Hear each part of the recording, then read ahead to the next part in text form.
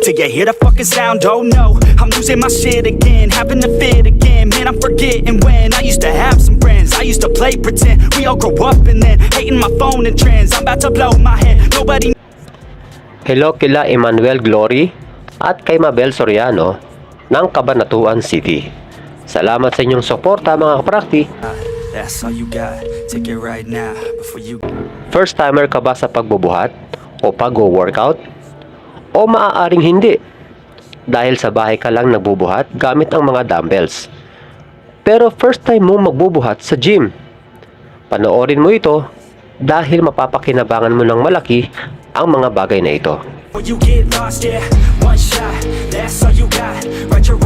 Merong rules and regulations sa bawat gym at dapat irespeto mo ito sa pamamagitan ng pagsunod sa mga ito. Narito ang mga madalas na dapat mong sundin sa gym. Una, ibalik ang mga gamit pagkatapos gamitin. Oo, nagbabayad tayo sa gym. Pero kung hindi natin ibabalik ang mga bakal na ginamit natin, sa palagay mo, ano ang magiging itsura ng gym? Magulo, makalat, at maaaring pagmulan ng aksidente. Punasan ng pawis sa bench. Bilang kortesiya sa susunod na gagamit ng bench, marapat lang na punasan mo yung pawis mo dito para hindi madiring higaan ito ng susunod na gagamit.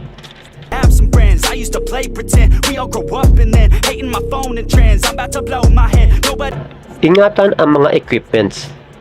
Hindi porket nagbayad ka sa gym ay pabara-bara o padabog ka kung gumamit ng mga equipments o yung binabagsak ng malakas ang mga dumbbells at plates sa sahig. Kahit sa ibang bansa ay ipinagbabawal din yan. Dahil kapag napatunayan na ikaw ang nakasira ng equipment, malamang babayaran mo ito. Pang-apat, sharing sa gamit. Sa gym, pare-pareho lang tayong nakikigamit ng mga equipments dito. Huwag kang umasta na para bang nabili mo na yung gamit. Kung may makikisabay, sige lang. Pwede namang magsalitan kayo eh. At kung gagamitin mo naman yung isang equipment, magtanong ka rin kung may gumagamit ba nito. Mamaya kasi, hindi pa tapos yung tao. Tinanggal mo na agad yung mga plates. Put your head down and damn it, start working cause we all need a little bit of hope to help us cope. Tandaan nyo mga kaprakti, sa pagpapaganda ng katawan, hindi lang pagdidisiplina sa pagkain ang dapat nating gawin, kundi maging sa ating pag-uugali. At dapat mong simulan yan sa loob mismo ng gym. Bawat gym ay magkakaiba ng gamit, lalo na sa mga benches. Sa mga bench press, may tinatawag na Olympic size at standard size.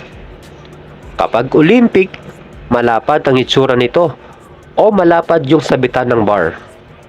Kapag medyo makitid ang sabitan ng bar, standard ang tawag dito.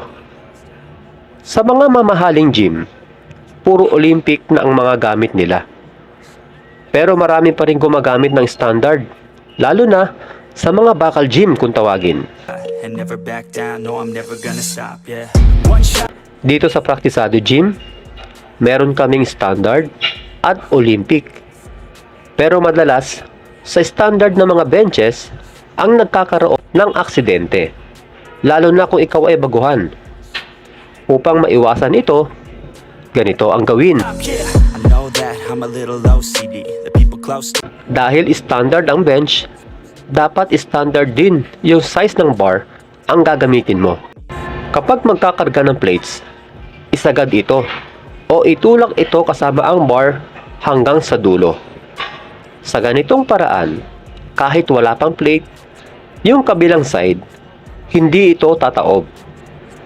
Pagkatapos, saka naman kargahan yung kabilang side at itulak na ito sa gitna.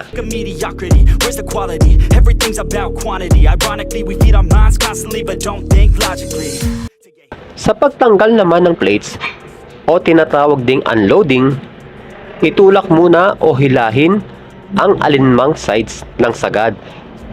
Unahing tanggalin yung plate na malayo sa sabitan. O di ba hindi tumaob? Headhunters and go the trend faster it goes instead. One shot, that's Pero kung sakaling maraming plates ang karga ng bar, bawasan ng paisa-isa ang plates ng salitan bawat sides.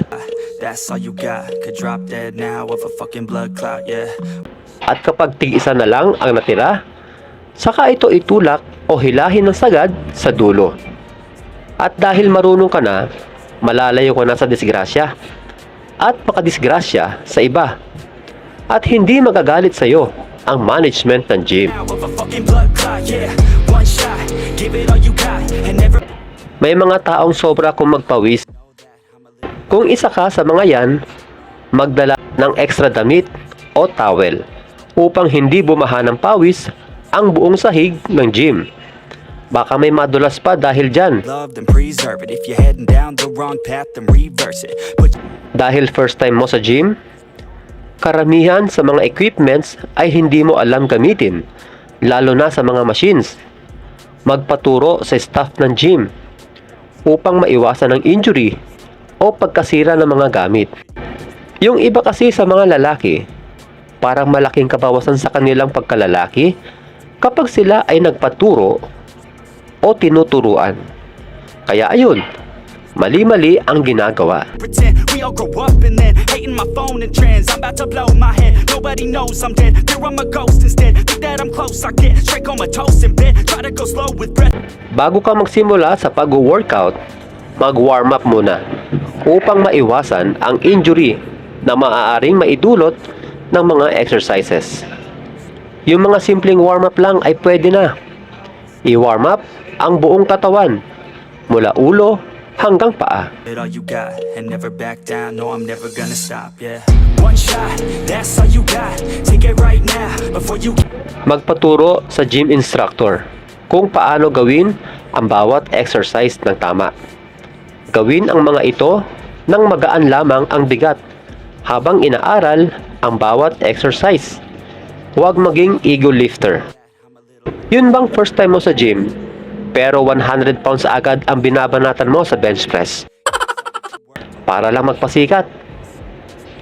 Injury ang makukuha mo dyan. Kumain 1 oras bago pumunta ng gym para may lakas ka sa pagbubuhat. Huwag masyadong magtagal sa gym upang hindi sobrang sakit ng katawan ang abutin. At kung sakaling dumating ang panahon na lumaki na ang iyong katawan, ikaw naman ang magturo sa mga baguhan. At huwag itong tawanan. Maging mababa ang kalooban dahil tandaan mo, nagsimula ka rin sa pagiging payat o walang muscle. Hanggang sa muli mga kaprakti, God bless! My head, nobody knows I'm dead. Fear I'm a ghost instead. Think that I'm close, I get straight comatose in bed. Try to go slow with breath. Breathe out my nose and head. Hunters and go the trend faster it goes instead. One shot, that's all you got. Take it right.